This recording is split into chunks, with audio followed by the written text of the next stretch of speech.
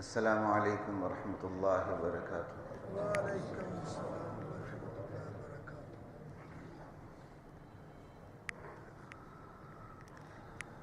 ان الحمد للہ نحمده ونستعینه ونستغفره ونؤمن به ونتوکل علیہ ونعوذ باللہ من شرور انفسنا ومن سیئات اعمالنا من يهده الله فلا مضل له ومن يضلله فلا هادي له ونشهد أن لا إله إلا الله وحده لا شريك له ونشهد أن محمدا عبده ورسوله أما بعد فأعوذ بالله من الشيطان الرجيم بسم الله الرحمن الرحيم والنجم إذا هوى ما ضل صاحبكم وما غوى وما ينطق عن الهوى إن هو إلا وحي يوحى علمه شديد القوى ذو مرة فاستوى وهو بالأفق الأعلى ثم دنا فتدلى فكان قاب قوسين أو أدنى فأوحى إلى عبده ما أوحى۔ بسم اللہ الرحمن الرحیم۔ حضرات محترم، سورۃ النجم پہ آج بات ہوگی۔ اللہ کی ذات مجھے، آپ کو، ہم سب کو دین کا فہم نصیب فرمائے، اور فہم دین کا سب سے بڑا سرچشمہ اللہ کا کلام ہے جو نبی کریم صلی اللہ علیہ وسلم کے سینے اطہر پر نازل ہوا ہے، جس کے زیر زبر پیش شد مد حرکت کسی چیز میں کوئی فرق نہیں، لا ریب فیہ۔ آپ کے سامنے میں تسلسل کے ساتھ قرآن کریم کو سامنے رکھتا رہتا ہوں، اور اس کے انداز بھی مختلف رکھتا ہوں۔ کبھی اس کا آپ کو خلاصہ سامنے رکھ دیتا ہوں، کبھی مفصل تفصیل میں چلا جاتا ہوں، کبھی مختصر ترجمہ تشریح کے ساتھ آپ کو کئی آیات سے گزار دیتا ہوں، اور ان تمام کا مقصد یہ ہے کہ دین کا فہم اللہ مجھے اور آپ کو نصیب فرمائے، اور خصوصیت کے ساتھ فہم دین کا جو منبع اور سرچشمہ ہے سب سے بڑا قرآن کریم، اس سے ہمارا تعلق استوار ہو جائے۔ اور سب سے بڑی بدقسمتی یہ، خصوصاً اس خطے بر صغیر پاک و ہند کے اندر لوگوں کو قرآن کے کریم سے کوئی تعلق نہیں ہے، لوگوں کا قرآن کریم سے تعلق نہیں ہے، خوابوں سے، کہانیوں سے اور عجوبات سے، کوئی بس عجیب بات ہو اس کے پیچھے پڑ جائیں گے، اس سے تعلق ہے نہیں ہے، تو اللہ کے کلام سے نہیں ہے۔ جو انبیاء میں جتنے اللہ تعالیٰ نے معجزات اتارے ہیں، سب سے بڑا معجزہ نبیوں میں جو ملا ہے محمد الرسول اللہ کو ملا ہے، اور جو سب سے بڑا معجزہ ملا ہے، چاند ٹکڑے ہونا اتنا بڑا معجزہ نہیں جتنا قرآن کا نزول اللہ کا اپنے نبی کے اوپر سب سے بڑا معجزہ جو آپ نے نازل فرمایا، اور یہ ایسا معجزہ ہے جو رہتی دنیا تک ہمارے ساتھ رہے گا۔ ہم نے نبی علیہ السلام کو نہیں دیکھا، لیکن نبی علیہ السلام کے سینے اطہر پر جس معجزے کا ظہور ہوا ہے، وہ زیر زبر پیش شد مت کے بالکل بغیر اس کے فرق کے ہمارے سامنے۔ اب بھی اگر ہم ایمان نہ لائیں، اب بھی ہمارا ایمان نہ بنے، اب بھی ہم اخلاقی بحران کا شکار ہوں، اب بھی ہم ایمانی بحران کا شکار ہوں، تو پھر اس کا کوئی علاج نہیں سوائے جہنم کے۔ وَالنَّجْمِ إِذَا هَوَى، غروب ہونے والے ستاروں کی قسم، مَا ضَلَّ صَاحِبُكُمْ وَمَا غَوَى، تمہارا ساتھی۔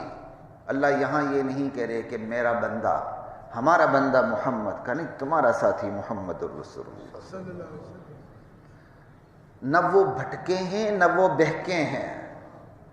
مَا ضَلَّ صَاحِبُكُمْ وَمَا غَوَى، یا اللہ نے یہ نہیں کہا ہمارا بندہ۔ ہر جگہ ہر کلام کا اپنا اسلوب اور ہر کلام کا اپنا تقاضا ہے۔ یہاں تقاضا یہ تھا کہ اللہ نے صاحب کا لفظ استعمال کیا ہے، صاحب بھی قریش مکہ کو مخاطب ہوتے ہوئے، ارے تمہارا ساتھی جو تمہارے درمیان پلا بڑا، جس کا بچپن، لڑکپن، جوانی تمہارے سامنے گزری، اب وہ بڑھاپے کی طرف سفر کر رہا ہے تو تمہارے درمیان ہے، اس کی سیرت، اس کا کردار سب تمہارے سامنے ہے، اس کی دعوت تمہارے سامنے ہے۔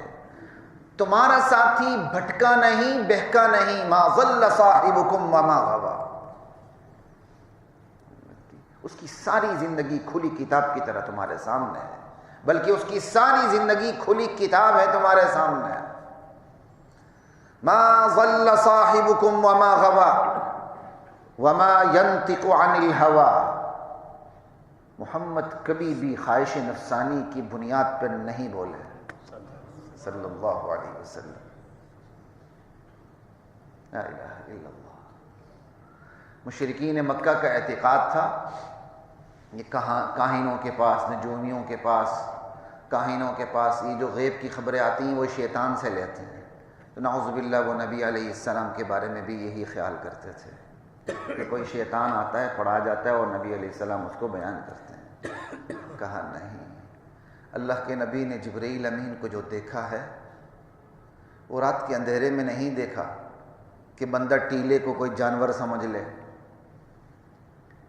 درخت کو کوئی جن بھوت سمجھ لے. والنجم اذا ہوا، یہ تب دیکھا ہے جبرائیل امین کو جب بالکل ستارے غروب ہو چکے تھے، سورج طلوع ہونے کو تھا، بالکل صبح روشن پہ جبرائیل امین کو اپنی اصلی شکل میں دیکھا.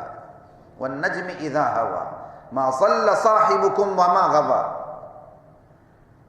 یہ تو شیاطین، کاہن، نجومی یہ بھٹکے ہوئے ہوتے ہیں، یہ اپنے خواہشات نفسانی کے زور پر باتیں کرتے ہیں.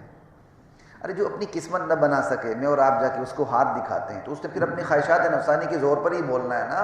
اور اس نے کیا کرنا؟ ما ضل صاحبکم وما غوا وما ينطق عن الهوى. محمد صلی اللہ علیہ وسلم کبھی بھی خواہش نفسانی کی بنیاد پہ نہیں بولے. ان هو الا وحی یوحی. ارے یہ تو وحی ہے جو ان پہ نازل ہوتی ہے. لا الہ الا اللہ. یہ تو وحی ہے جو ان پہ نازل ہوتی ہے. براہ راست وحی آپ پہ آتی ہے. ایک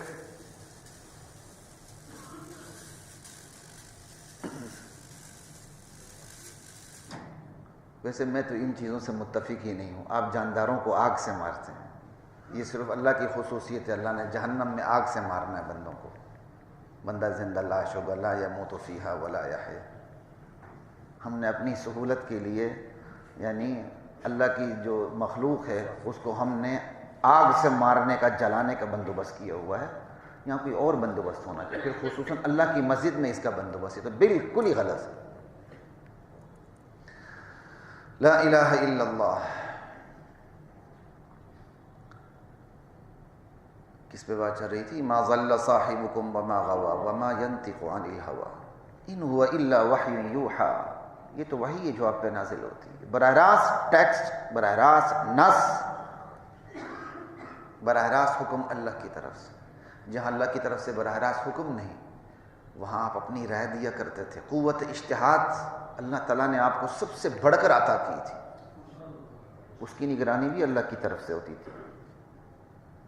پھر آپ کسی صحابی کی رائے پر بھی عمل کر لیتے تھے، تمام صحابہ کی رائے پر بھی عمل کر لیتے تھے، بعض صحابہ کی رائے پر بھی عمل کر لیتے تھے، کسی صحابی کی رائے پر بھی عمل نہیں کرتے تھے.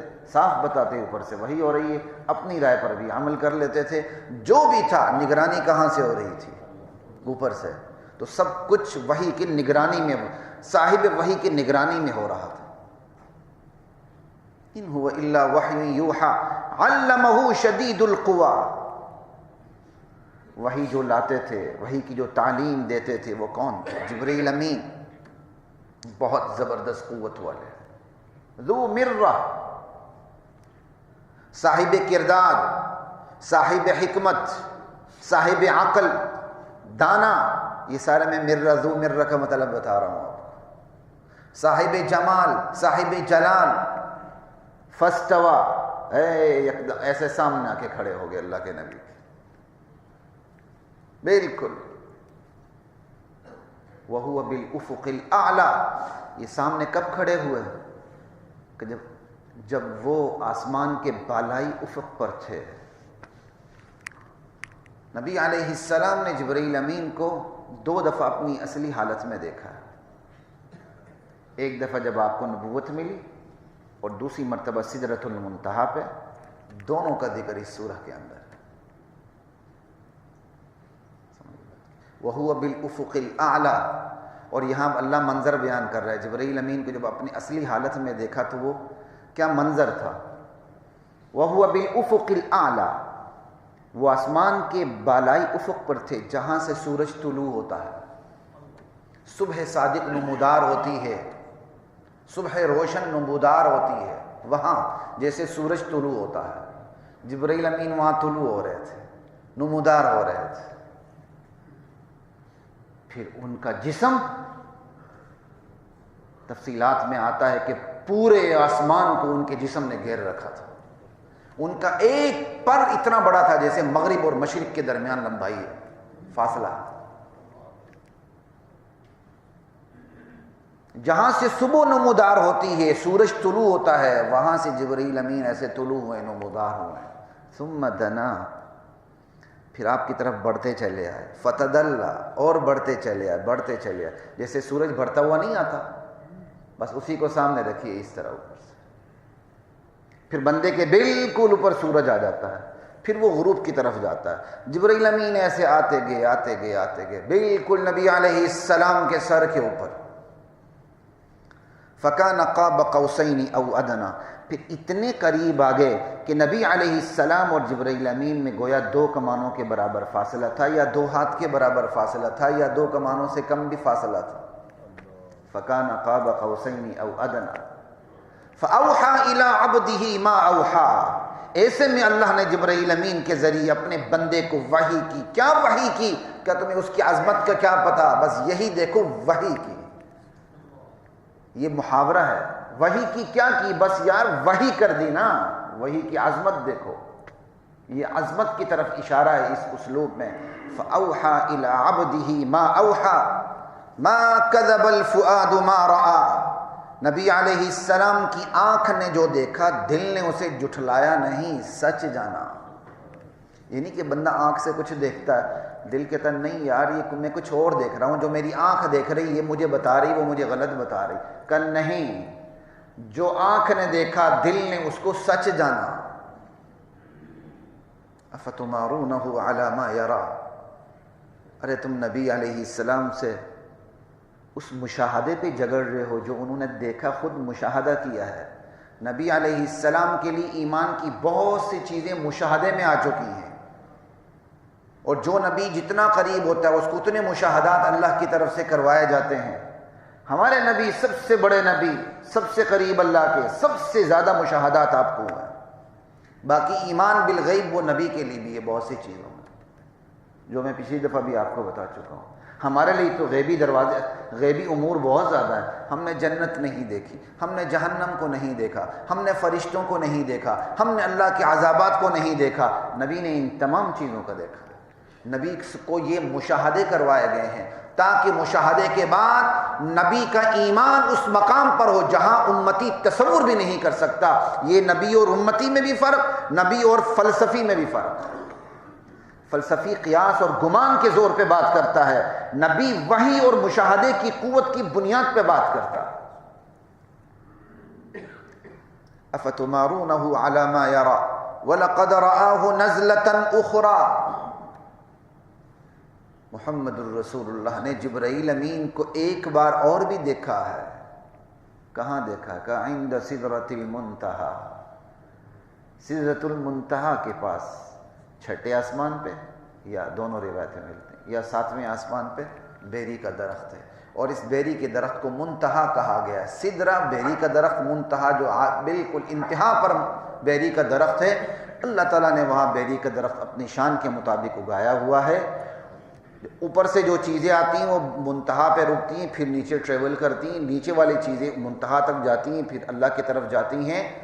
مخلوق کا علم جبرائیل امین سمیت سدرۃ المنتہا پہ ختم ہو جاتا ہے. آگے اللہ کے سوا کوئی بھی نہیں جانتا. آگے کا سفر اللہ کے نبی نے اپنے رب کے حکم سے کر لیا. جو دیکھا وہ اللہ اور اس کے نبی کے درمیان ہے. عند سدرۃ المنتہا. دوسری مرتبہ سدرۃ المنتہا کے پاس رسول اللہ صلی اللہ علیہ وسلم نے جبرائیل امین کو اپنی اصل شکل میں دیکھا. 600 پر تھے. یزید فی الخلق ما یشاء، اللہ جیسے چاہتا ہے اپنی تخلیق میں اضافہ کرتا ہے۔ ہمارے 2 بازو ہیں، 3 ذرا لگا کے دیکھیں کتنا بندہ برا لگے گا۔ دنیا کے بہترین سے بہترین آرکیٹیکٹ کو بلائیں، وہ تیسرا ہاتھ کہیں فٹ نہیں کر سکتا۔ 1 ہاتھ لگائے بندہ، اس کا حسن و جمال ہی ختم ہے۔ بندے کا کوئی پرزہ ایک جگہ سے اٹھا کے دوسری جگہ رکھیں، ایک بہترین آرکیٹیکٹ ایک نقشہ ڈیزائن کرتا ہے، دوسرا اس سے بڑا آتا ہے، اس میں ذرا تبدیلی کر دیتا ہے تو مکان اور خوبصورت ہو جاتا ہے، عمارت اور خوبصورت ہو جاتی ہے۔ آپ اس کو ریکنسٹرکٹ کرتے ہیں، آپ اس کو کچھ اور کرتے ہیں، جو مرضی کرتے ہیں، اس میں مزید خوبصورتی لاتے چلے جاتے ہیں۔ لیکن اللہ نے جو ڈیزائن کر دیا اس میں کوئی اور ڈیزائنر اضافہ یا کمی بیشی کر ہی نہیں سکتا۔ کرنے کی کوشش کرے گا تو اس کا حسن و جمال ہی ختم ہو جائے گا۔ یہ ہے اللہ کا ڈیزائن۔ لا الہ الا اللہ۔ عند سدرۃ المنتہا عندہا جنت المأوی، سدرۃ المنتہا کے پاس ہی جنت المأوی ہے، جو پرہیزگاروں کا ٹھکانہ ہے جنت۔ جنت المأوی کے بارے میں 2 روایتیں ہیں، ایک تو یہ ہے کہ یہ وہی جنت ہے، ایک کہا گیا نہیں یہ وہ جنت نہیں ہے، یہ وہ جنت ہے جہاں شہیدوں کی روحیں بسیرا کرتی ہیں اس وقت۔ عندہا جنت المأوی، تو اس روایت کے مطابق شہیدوں کی روحیں اس وقت وہاں بسیرا کی ہوں گی، اور یہی مطلب ہے بل احیاء عند ربہم یرزقون، شہید تو اللہ کے پاس ہیں، یہاں نہیں ہے دنیا میں۔ یہاں ہے تو پھر موت کیسے آئی؟ موت کہتے ہی اس کو ہے کہ جسم اور روح کا تعلق ختم ہو جائے۔ یہاں کے حوالے سے تو موت آ گئی، بس بیوی بیوہ ہو گئی، میراث تقسیم ہو گئی، بندہ مرحوم ہو گیا، یہی ہے نا۔ بل احیاء عند ربہم، اللہ کے پاس۔ لوگ جیلی ویڈیو بناتے ہیں، جی شہید دیکھو، شہید زندہ ہوتا ہے، باپ دفن کرنے لگا تو اس نے اس کا ہاتھ پکڑ لیا، باپ بڑا ظالم ہے، اس کا ہاتھ پکڑ لیا پھر بھی دفن کر رہا ہے۔ وہی لطیفے نہ بنایا کریں ان چیزوں کے۔ شہید زندہ ضرور ہوتا ہے، یہاں نہیں ہوتا ہے۔ یہاں مردہ ہوتا ہے تو پھر اس کو شہید کہا جاتا ہے، یہاں مردہ نہ ہو تو اس کو شہید ہی نہ کہا جائے۔ یہاں مردہ ہوتا ہے تو پھر شہید ہوتا ہے۔ مشرکین کہتے تھے مر گئے کھپ کے کوئی زندگی نہیں، اللہ نے تردید کر دی، زندگی تو اب شروع ہوئی ہے، زندگی تو اب شروع ہوئی ہے۔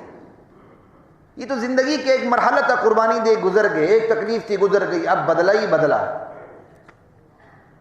لوگ اس زندگی کے لفظ کو پکڑ لیتے ہیں، آگے عند ربہم چھوڑ دیتے ہیں، کہتے ہیں شہید زندہ ہے، جیسے وہ ابھی بھی نسوار رکھ رہا ہو اور بیٹھا ہو، پخیر راغلے سب کچھ چل رہا ہو۔ ایسا نہیں چلتا، خواہ مخواہ کی باتیں کرتے ہیں، لطیفے نہ بنایا کریں قرآن و حدیث کو۔ بل احیاء عند ربہم، یہاں بھی دیکھیں عندہا جنت المأوی، شہیدوں کی روحیں اس وقت جس جنت میں ہیں وہ سدرۃ المنتہا کے پاس ہے۔ عندہا جنت المأوی اذ یغشی السدرۃ ما یغشی، اور اس بیری کے درخت کا حسن و جمال کوئی بیان نہیں کر سکتا۔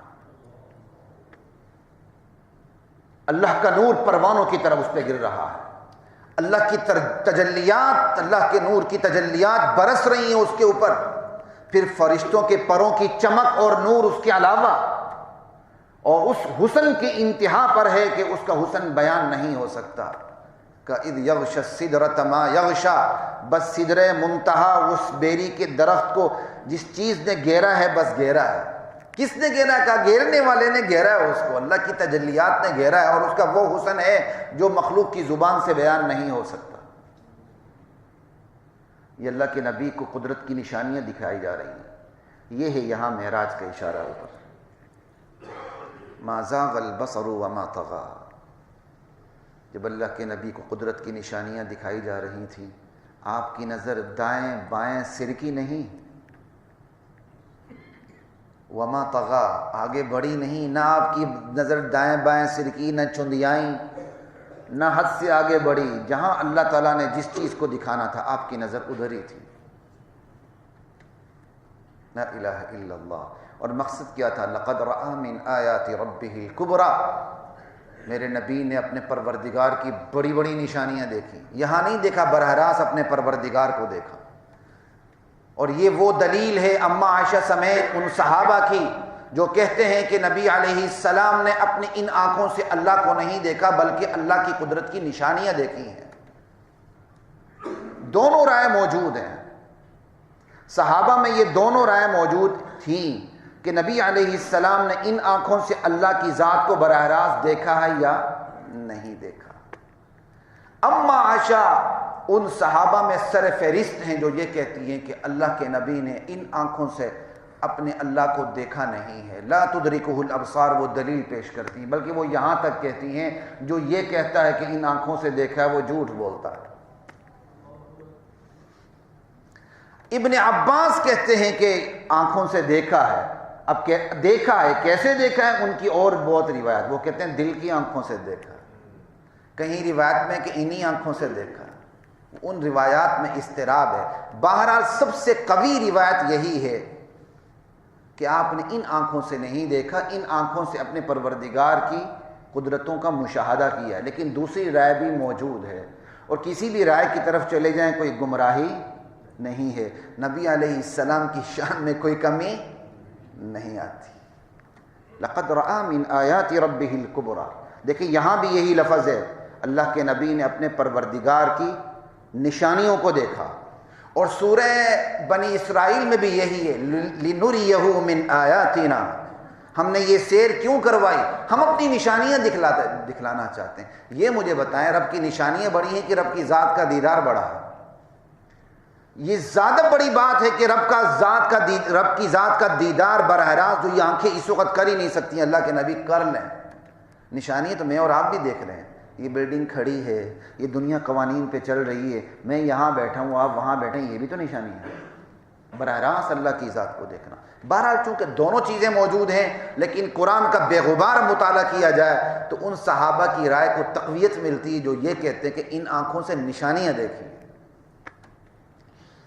لقد رأى من آیات ربہ الکبریٰ، میرا فرض ہے میں آپ کے سامنے دونوں چیزیں رکھوں، میرا یہ نہیں ڈھونڈ کے میٹھی میٹھی چیزیں لاؤں اور آپ بس ایسے ایسے کریں، کہا مولوی صاحب تو ہیں تو یہ تو کسی کو ناراض ہی نہیں کرتا، یہ باتیں میں نہیں کرتا آپ کے سامنے، جو حقائق ہیں وہ آپ کے سامنے رکھتی۔ لقد رأى من آیات ربہ الکبریٰ، اب یہ سارا بیان کر دیا، اب آگے بات ہے کہ افرأیتم اللات والعزی ومناة الثالثة الأخرى، ارے ادھر کبھی تم نے غور کیا ہے لات میں، منات میں اور عزا میں، یہ تین بڑی دیویاں تھیں، یہ تین بڑے بت تھے جن کی پوجا کی جاتی تھی، طائف والے، مدینے والے، مکے والے، حجاز کے مضافات کے لوگ ان تین بڑے بتوں کی پوجا کیا کرتے تھے، یہ تین شخصیات تھیں۔ اب یہ سارا مشاہدہ کروانے کے بعد اللہ کہتے ہیں افرأیتم اللات والعزی ومناة الثالثة الأخرى، ارے بتاؤ تو صحیح تم نے کبھی لات میں، منات میں، عزا کی حقیقتوں پہ غور کیا ہے؟ ان کے پاس خدائی اختیارات آگے تو کیسے آگے، کہاں سے آگے؟ اللہ نے تو نہیں دیے، انہیں تم اللہ کی بیٹیاں قرار دیتے ہو، الکم الذکر ولہ الانثی، خود تو تم بیٹے پسند کرتے ہو، اللہ کے لیے تم نے یہ تین دیوی ہیں تم نے بیٹیاں بنا لی، تلک اذن قسمۃ ضیزی، ایسے میں یہ بڑی ظالمانہ تقسیم ہے، اپنے لیے بیٹے اللہ کے لیے بیٹیاں۔ ان ہی الا اسماء سمیتموها انتم وآباؤکم، اور یہ تین دیویاں یا یہ زائد دیویاں یہ تم نے نام رکھے ہیں، تم نے اللہ کی بیٹیاں قرار دیا، تم نے اللہ کی جگہ ان کی عبادت شروع کر دی، اللہ کے ساتھ ان کی بھی عبادت شروع کر دی، تم نے اللہ کی الوہیت میں ان کو شریک ٹھہرایا، تم نے ان کو خدائی نام دیے، ما انزل اللہ بہا من سلطان، تمہارے آباء و اجداد نے نام دیے، اللہ نے کوئی دلیل نہیں اتاری۔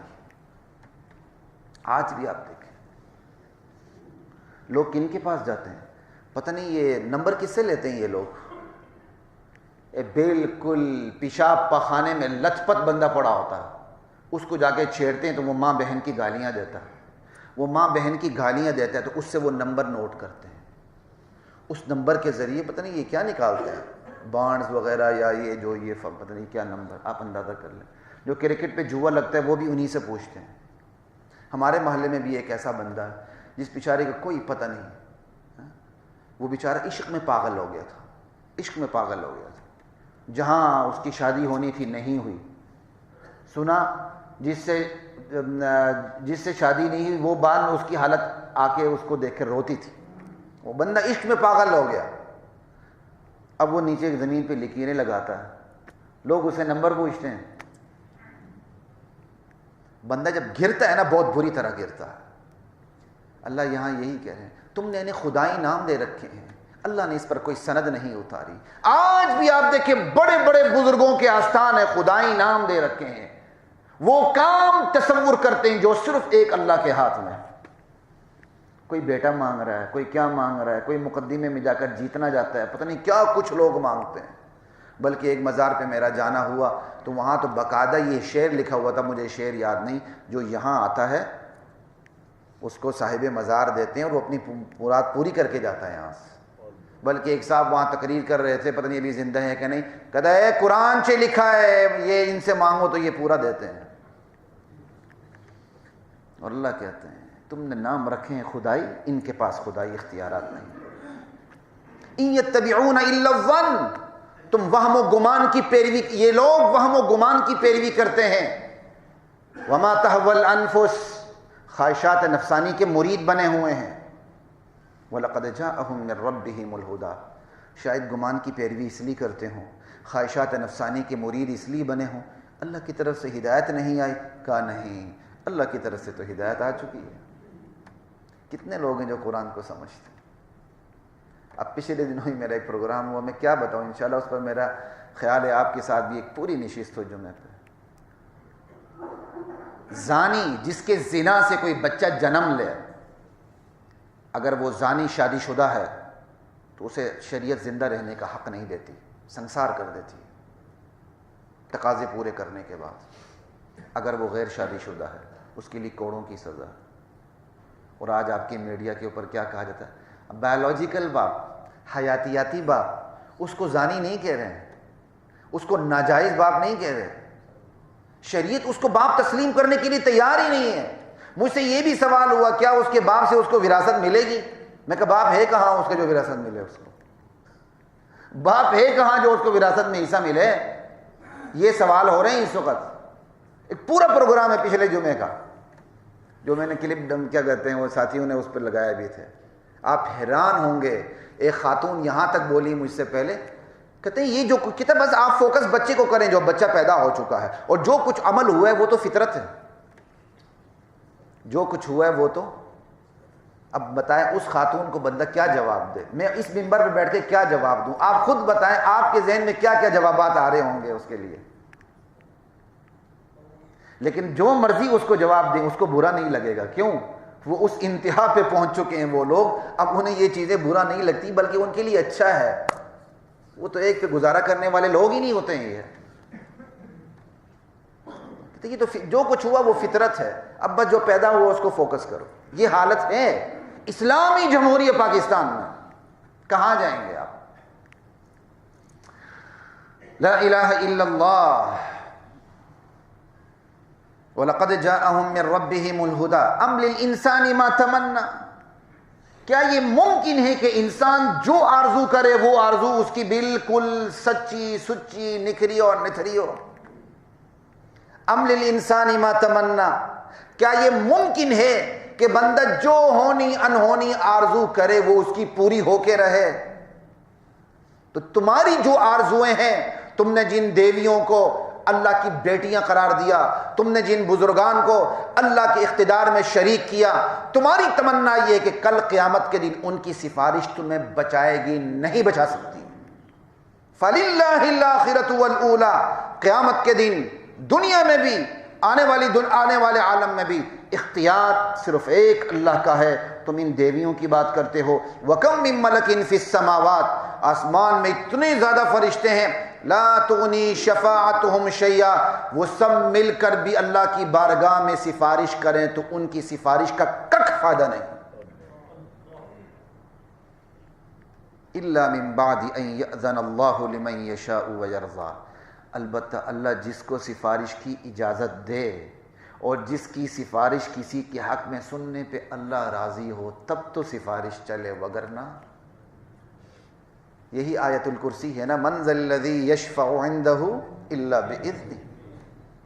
اللہ کہتے تم نے ان دیویوں کو، ان معبودوں کو، ان بزرگان کو سفارشی بنایا ہوا ہے، سب کچھ ان کے اوپر خرچ کر رہے ہو، کہا بھائی قیامت کے دن یہ تمہیں بچا لیں گے، آسمان کے تمام فرشتے مل کے شفاعت کریں تو اللہ وہ کوئی کسی کو نہیں بچا سکتا۔ آج بھی ایسا ہے کہ نہیں؟ کتنی مت ماری گئی لوگوں کی، نماز نہیں پڑھتے، روزہ نہیں رکھتے، حج نہیں کرتے، زکوٰۃ نہیں دیتے، مرضی میں تھوڑا بہت آئے تو تھوڑی بہت چیریٹی فنڈ یہ وہ ادھر ادھر دے دیتے ہیں، اور کوئی نہ کوئی انہوں نے بندہ پکڑا ہوتا ہے، گارنٹر پکڑا ہوتا ہے، قیامت کے دن تم نے ہمیں، اس گارنٹر کو دیکھے وہ خود بھی جنت میں جا سکتا ہے جو تمہیں گارنٹی دیتا پھر رہا ہے یہاں؟ فاطمہ میں تمہیں بچا نہیں سکتا، اپنی تیاری کر لو، محمد رسول اللہ فرماتے ہیں، اور آج کا بندہ گارنٹر بن کے کہتا ہے سب کچھ میرے ہاتھ میں دو، میں گارنٹی دیتا ہوں تمہیں عذاب نہیں ہونے دوں گا۔ اور گارنٹر بھی پھر ایسے لوگ، گارنٹر عجیب عجیب گارنٹیاں ہوتی ہیں، بندہ مرید مرتا ہے، خود پیر صاحب کھڑے ہو کے باہر سے چیٹنگ کر رہے ہوتے ہیں، بوٹیاں پھینک رہے ہوتے ہیں، چل میرے بندے، چل میرے صاحب یہ جواب دے تو اس کو، کوئی طریقہ ہے؟ کہاں عالم برزخ کے منکر نکیر کے سوال، اور کہاں آپ کھڑے ہو کے مرید کو جواب سکھائیں؟ ایسا کوئی تصور ہے؟ عقل ماری جاتی ہے بندے کی۔ ایک صاحب کئی عرصہ پہلے یہاں آیا، مجھے کہنے لگے کہ جی میرے ایک صاحب ہیں، وہ کہتے ہیں کہ فلو میرے پیر صاحب کے ہاتھ پہ آپ بیعت کر لو، انہوں نے گارنٹی دی ہے منکر نکیر آنے سے پہلے میں خود قبر میں آ جاؤں گا۔ میں نے کہا وہ منکر نکیر ہیں، نواز شریف نہیں۔ میں نے اس وقت کہا تھا بڑا عرصہ کہ وہ سفارش ان کے پیچھے ہٹ جائے، ایسا نہیں ہوتا۔ ان لوگوں نے اللہ والوں کو بدنام کیا ہے، ان لوگوں نے جو صحیح صوفی ہیں، صحیح تصوف ہے، اسے بدنام کیا۔ جس شعبے سے سرکار کی سرپرستی ختم ہو جائے، سرکار اصلی نقلی ڈاکٹر کو دیکھتی ہے، اس کے باوجود جعلی ڈاکٹر ہیں، سرکار اصلی نقلی وکیل کو دیکھتی ہے، اس کے باوجود کالے کوٹ والے ہائی کورٹ میں بھی پھر رہے ہوتے ہیں، وکیل نہیں ہوتے ہیں لیکن خیالات میں مزے لے رہے ہوتے ہیں۔ سمجھ آئی بات؟ تو جس دین کے اوپر سرکار کی سرپرستی نہ ہو، خلافت نہ ہو، کانٹ چھانٹ نہ ہو، وہاں عالم کے نام پر کتنے کتنے بڑے گمراہ موجود ہوں گے، سوچا کبھی آپ نے؟ اللہ کا قرآن ہے، میں کسی کا مسلک یہاں بیان نہیں کر رہا، جا کے قرآن کو پڑھیں۔ رمضان قریب آ رہا ہے، اور قرآن اور رمضان کا تو آپس میں، قرآن اور رمضان آپس میں لازم و ملزوم ہیں، کسی کی نہ سنیں، قرآن کو جا کے پڑھیں، آپ کو خود ہی سمجھ آ جائے گی۔ قرآن کے وہ ترجمے موجود ہیں جس پر شیعہ، سنی، بریلوی، دیوبندی، وہابی، اہل حدیث سب کے سائن ہے کہ یہ ترجمہ صحیح ہے۔ آپ کو تفصیلات کا پتہ نہیں چلے گا، جو ترجمہ ہے اس کا تو پتہ چلے گا نا بھائی، جو ضابطے ہیں ان کا تو پتہ چلے گا نا، جا کے بس مطالعہ شروع کر دیں، پھر آپ کو خود ہی پتہ چل جائے گا سچائی کہاں ہے۔ لا الہ الا اللہ۔ وَكَم مِّن مَلَكٍ فِي السَّمَاوَاتِ لَا تُغْنِي شَفَاعَتُهُمْ شَيْئًا إِلَّا مِن بَعْدِ أَن يَأْذَنَ اللَّهُ لِمَن يَشَاءُ وَيَرْضَىٰ إِنَّ الَّذِينَ لَا يُؤْمِنُونَ بِالْآخِرَةِ، وہ لوگ جو آخرت پر ایمان نہیں رکھتے، لَيُسَمُّونَ الْمَلَائِكَةَ تَسْمِيَةَ الْأُنثىٰ، وہ فرشتوں کی زنانہ نام رکھتے ہیں، انہیں اللہ کی بیٹیاں قرار دیتے ہیں، انہیں خدائی اختیارات سونپتے ہیں، اور سمجھ جاتے ہیں ہمارے سارے مسائل اس سے حل ہو جائیں گے۔ یہ آیات ہیں کفار کے لیے، مشرکین مکہ کے لیے۔ ایمانداری سے بتائیں یہ آیات میرے اور آپ پہ فٹ ہوتی ہیں کہ نہیں ہوتی؟ یہ میرے اور آپ کے اوپر فٹ ہو رہی ہیں؟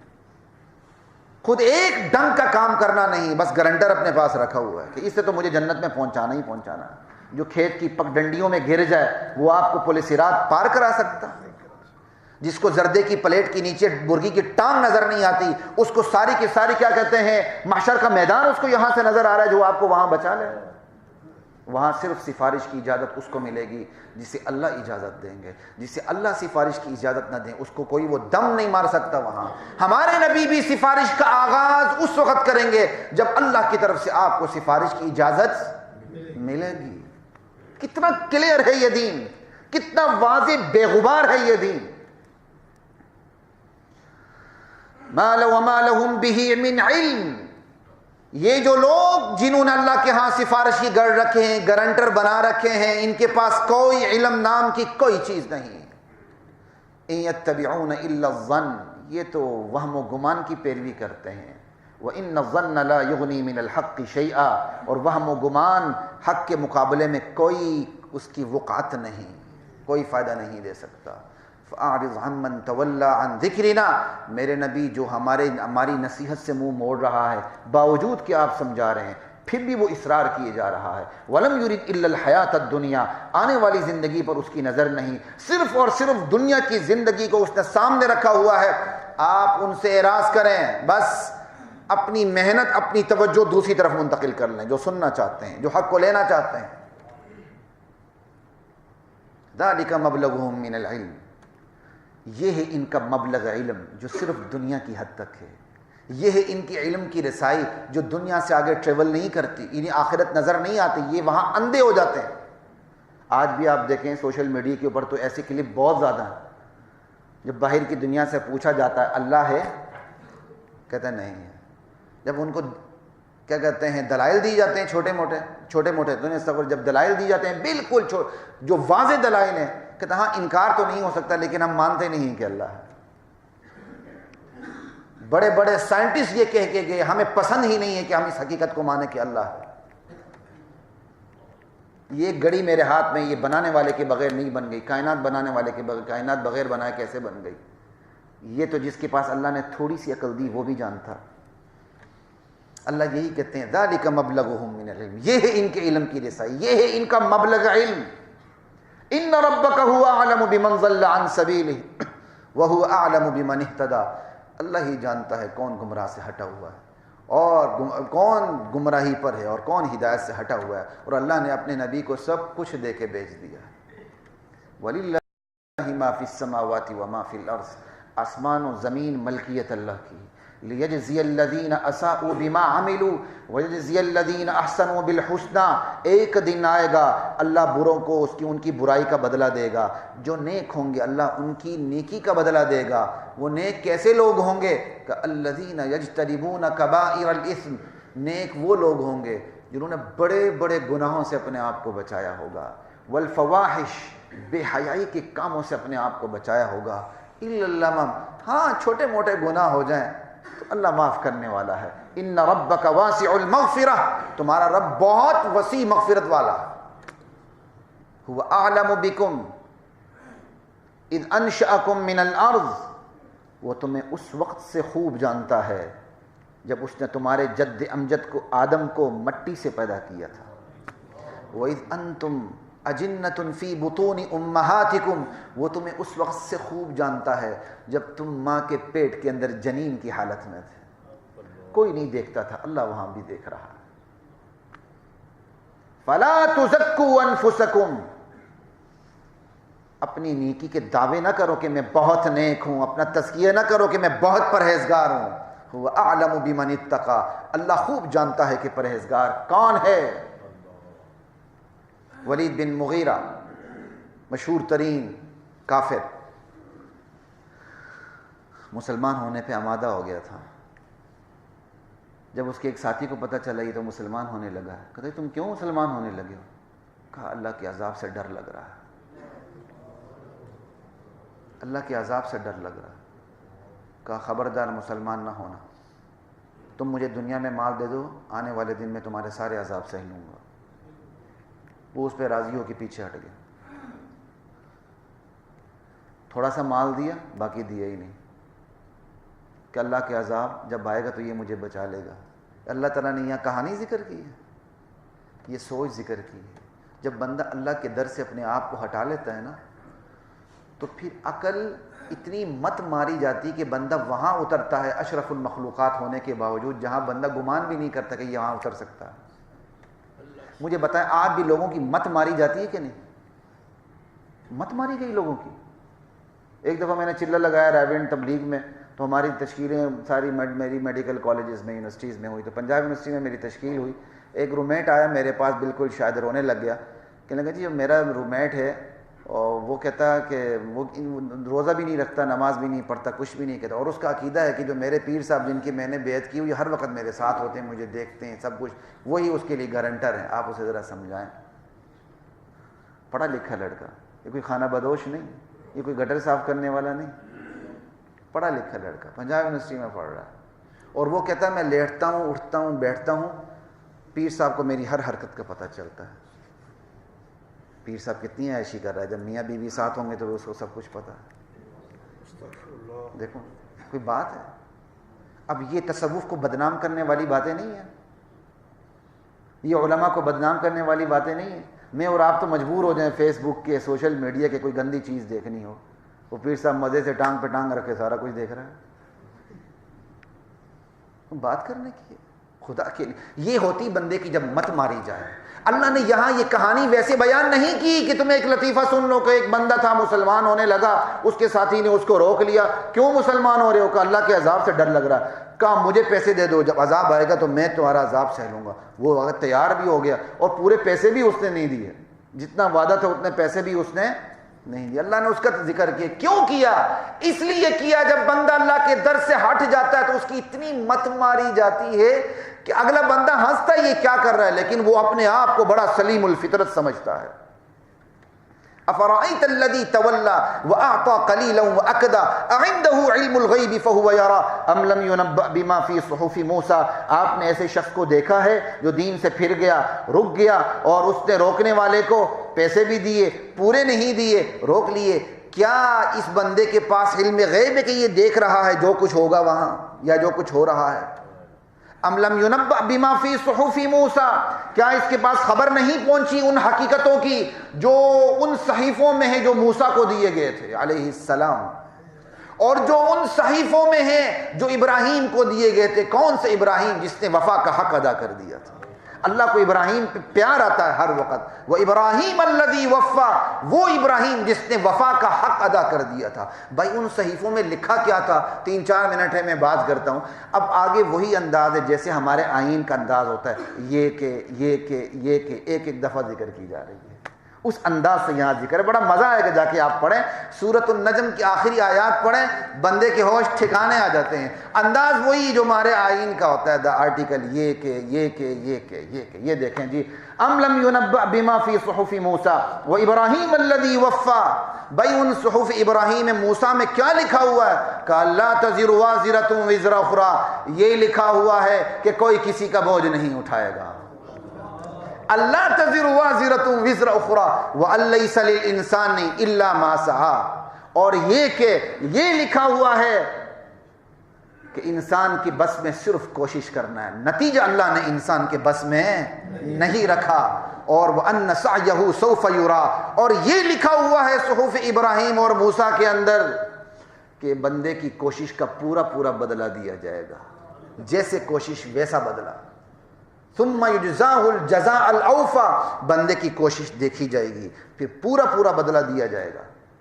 وَأَنَّ إِلَىٰ رَبِّكَ الْمُنْتَهَىٰ, اور یہ بھی بات لکھی ہوئی ہے صحف ابراہیم اور صحف موسیٰ میں, انجام اللہ کے پاس جانا ہے. انجام میدان حشر میں اللہ کی عدالت میں جانا ہے. وَأَنَّ إِلَىٰ رَبِّكَ الْمُنْتَهَىٰ وَأَنَّهُ هُوَ أَضْحَكَ وَأَبْكَىٰ. صحف ابراہیم اور موسیٰ میں یہ لکھا ہے اللہ ہی ہنساتا ہے, اللہ ہی رلاتا ہے. وَأَنَّهُ هُوَ أَمَاتَ وَأَحْيَا, اللہ ہی مارتا ہے, اللہ ہی زندہ کرتا ہے. وَأَنَّ عَلَيْهِ النَّشْأَةَ الْأُخْرَى, اور دوسری مرتبہ پیدا کرنا بھی اسی کے ذمہ ہے, وہ اس نے خود اپنے اوپر ذمہ لیا ہوا ہے. وَأَنَّ عَلَيْهِ النَّشْأَةَ الْأُخْرَى وَأَنَّهُ هُوَ أَغْنَى وَأَقْنَى, اور وہی مالدار بناتا ہے, وہی سرمایہ دار بناتا ہے, وہی جائیداد بخشتا ہے. وَأَنَّهُ هُوَ أَغْنَى وَأَقْنَى وَأَنَّهُ هُوَ رَبُّ الشِّعْرَى, وہ شعرا ستارے کا بھی مالک ہے, پروردگار ہے.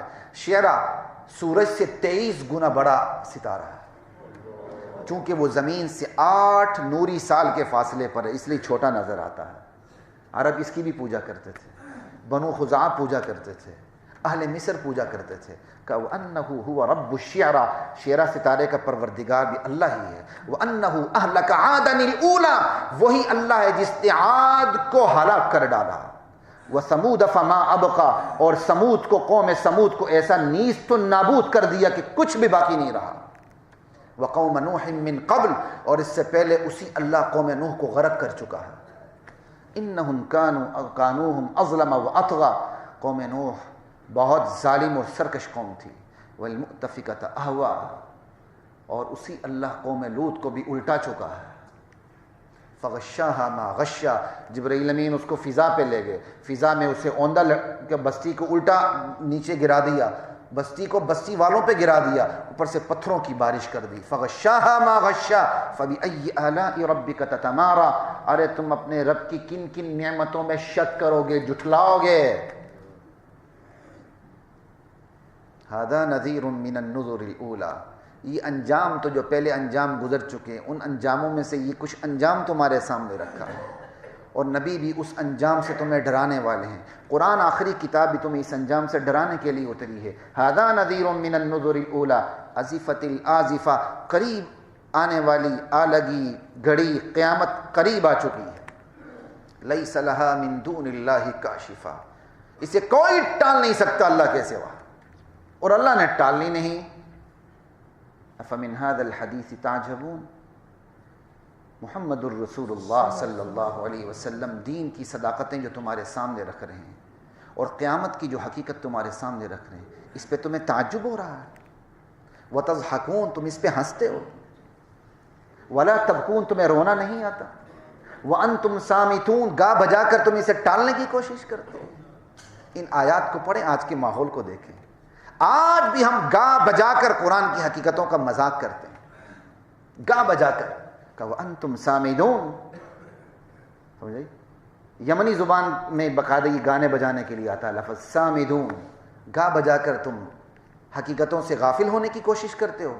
فاسجدوا للہ واعبدوا، لوگوں صرف ایک اللہ کو سجدہ کرو، صرف ایک اللہ کی عبادت کرو، جائے نماز سے لے کر جائے اقتدار تک۔ اللہ کی ذات مجھے آپ کو ہم سب کو فہم دین نصیب فرمائے۔